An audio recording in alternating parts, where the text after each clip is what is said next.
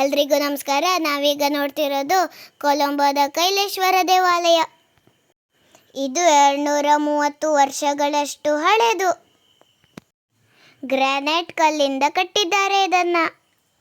ಇದು ಕೊಲಂಬೋದಲ್ಲಿರುವ ಅತ್ಯಂತ ಹಳೆಯ ದೇವಾಲಯ. ಇಲ್ಲಿ ಈಶ್ವರನನ್ನ ಭಕ್ತಿಯಿಂದ ಪೂಜೆ ಮಾಡ್ತಾರೆ. ಭಾರತದ ದೇವಾಲಯ ಇದ್ದಾಗೆ ಇದೆ ಇದು.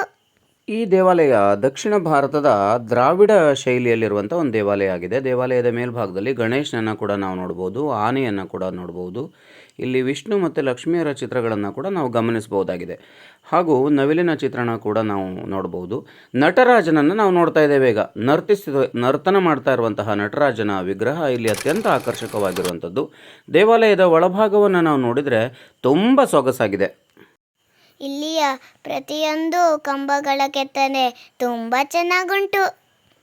ಈ ಒಂದು ದೇವಾಲಯವನ್ನು ಕುಮಾರಸ್ವಾಮಿ ಮೊದಲಿಯಾರವರು ನಿರ್ಮಾಣ ಮಾಡಿದರು ಅಂತ ಕೂಡ ಹೇಳ್ತಾರೆ. ದೇವಾಲಯದ ಒಳಗಿನ ಭಾಗದಲ್ಲಿ ಅತ್ಯಂತ ಸೊಗಸಾದಂತಹ ಕಂಬಗಳು ಮತ್ತು ಸಾಲು ಸಾಲಾಗಿ ಒಂದೇ ರೀತಿಯಾದಂತಹ ಕೆತ್ತನೆಯುಳ್ಳಂತಹ ಕಂಬಗಳನ್ನು ನಾವು ನೋಡಬಹುದಾಗಿದೆ.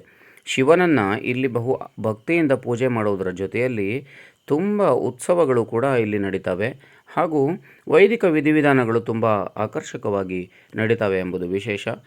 ಇಷ್ಟೊಂದು ಸುಂದರ ದೇವಾಲಯವನ್ನು ನೋಡಿದ್ದಕ್ಕಾಗಿ ಧನ್ಯವಾದಗಳು.